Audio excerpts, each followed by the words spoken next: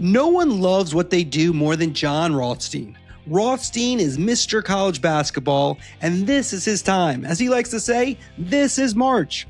The CBS Sports analyst Jon Rothstein is the main event presented by WSC Sports. John, I always like to start fast, so I want to know this. How many hours of college basketball do you watch during the season? What's a routine day like, night like, in terms of your watching of college hoops? Because nobody loves it more than you. For as long as it's on. If there are games starting at 6 o'clock on a weeknight, I am obviously starting at 6 o'clock, and I am lasting until the last Mountain West or West Coast Conference game is done that night. And on Saturdays, like, I have my routine. You could probably tell I'm a routinized person. I always get to the CBS Broadcast Center very early because I'm in every Saturday on CBS Sports Network, and this year too on CBS a couple of times as well. I will always get there between 9 and 10 a.m. and set the day, make sure all the TVs are on point for the noon tip-off. And then I will be there till, 1:30 or 2 in the morning when we finish our wrap-up show. So I would say Saturdays, considering, games are normally starting at noon, I am consuming probably in the neighborhood of 13 or 14 hours of college basketball. Okay, now you have a wife and you have a child. Yes. How does this work? Because, that's a lot. The college season starts, late October, early November, and it goes through March, early April.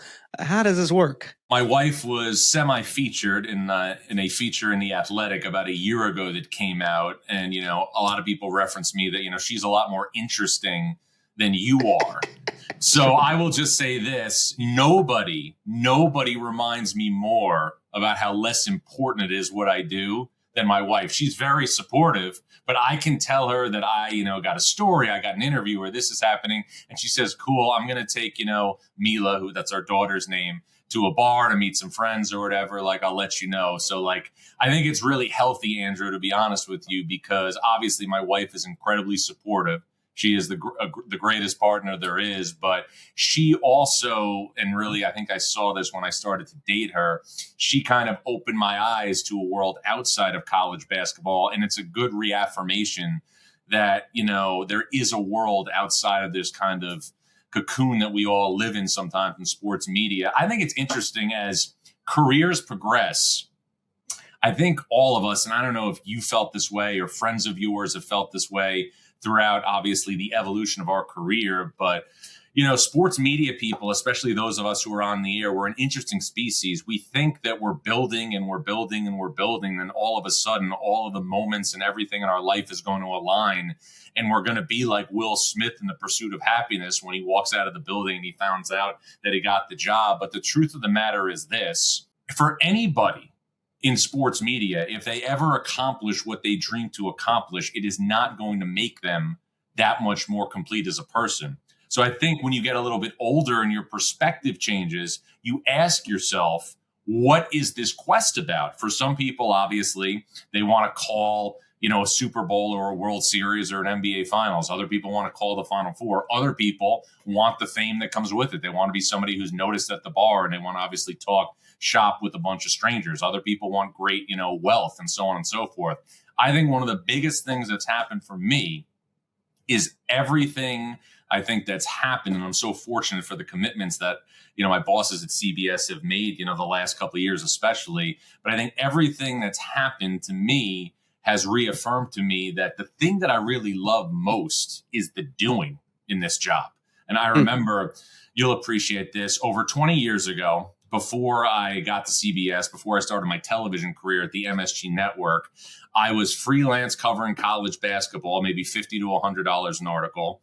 I was doing part-time stuff for ESPN Radio in New York, covering games, doing some updates, doing some producing. I was also making cold calls for my friend's brother's mortgage company. But I also, because I wanted to have a bigger demo, I bought radio time at a station in New Rochelle, WVOX radio. It was 500 watts, one dentist's office, one synagogue probably got it in New Rochelle. It was that small of a station. But I kept calling the University of Florida sports information director because it was in between when Billy Donovan won back-to-back national titles. And I remember for so long, that was a quest and a quest and a quest. And he was talking about during that interview about, I think, everything that you have to go through to win a second national title. And if you don't really enjoy the process at all, you're just going to miss out on things if all you're thinking about is the confetti. And there was a quote that he used during that run that he passed along to other assistants of his, Shaka Smart, most notably, who worked for him in Florida, and it was by Shakespeare, and it says, "Things won or done, joy's soul lies in the doing."